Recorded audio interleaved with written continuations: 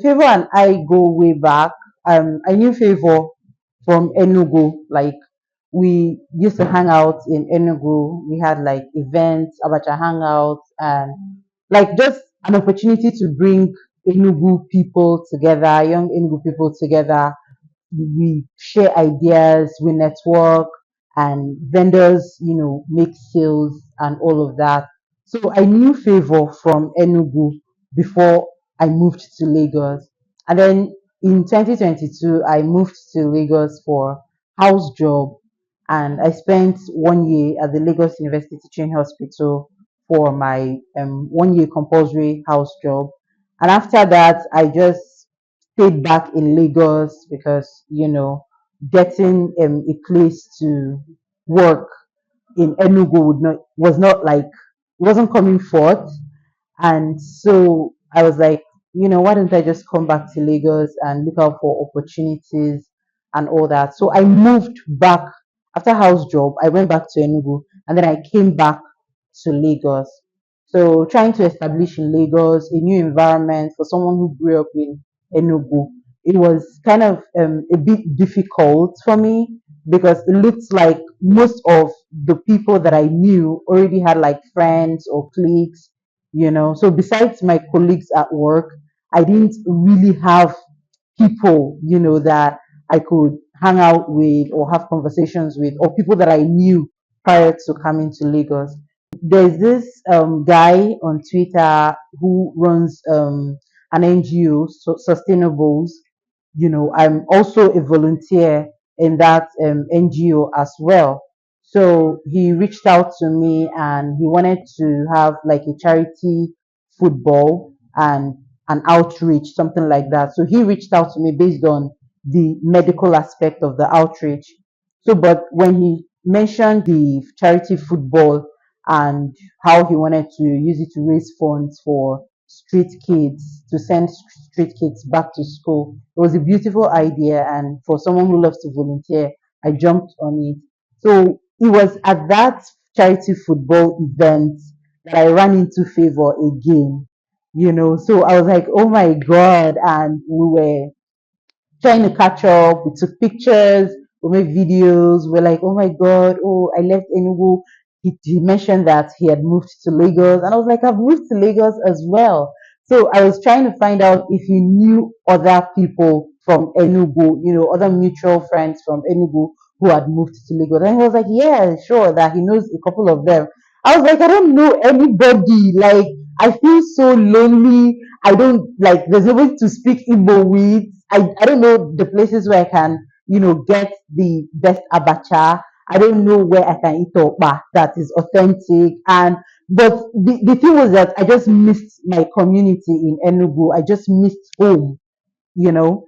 So Favor was like, yes, I know some people. Maybe we should just have a hangout and invite, Enugu people that he knows who were in Lagos so that we can just catch up and meet ourselves and say, oh, you're in Lagos, and just reconnect as well and become like, the 042 Lagos branch kind of thing.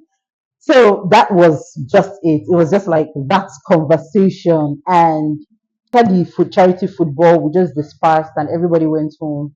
And Favor and I kept in touch, of course.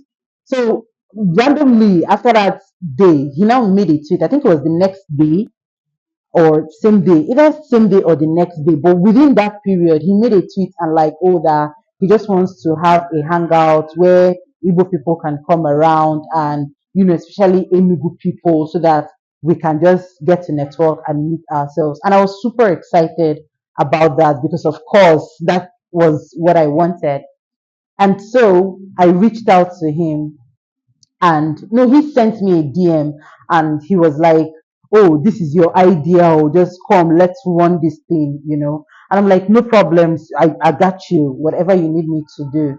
And so that was how I was added to the committee, and the Lagos Igbo Hangout was birthed. So something that was supposed to be like just a small hangout for Enugu people who relocated to Lagos, because he started listing a lot of people that I knew. And I was like, I didn't even know these guys were in Lagos. So something that was supposed to be just like a small hangout for Enugu people who live in Lagos suddenly just blew into, an event that brought a lot of Igbo people together. And it just goes to show that what you're thinking or what you desire, other people want it as well. They probably just want someone who's going to take that first step, and just so that they just come and enjoy and have fun. Because I also think that some Igbo people miss their friends, and some people want to network. And because Lagos is a very busy city. The fast life in Lagos and the city that never sleeps. Even mutuals who are friends, they really don't get the time to sit together and to hang out. So I think the Lagos Igbo Hangout was like a communal opportunity for mutuals who haven't seen themselves for a while to actually hang out. And yes, I saw my Enugu people. Some people came all the way from Enugu for this event. I was so excited to have seen them. I've not seen them in like what 3, 4 years. And those of us who were in Lagos already actually had the opportunity to reconnect, and just the excitement of seeing someone you've not seen in a while. It was a very beautiful experience for me. On that note, I'd like to first of all thank Mpa for listening to me. Actually, like, he wasn't just listening, he actually heard what I was saying, because it was a genuine desire for me. So I really appreciate him for actually listening to me and making an effort to see that I actually got what I wanted. I also want to thank our sponsors. You guys are absolutely amazing. Thank you for believing in a dream, and thank you for just making it a reality.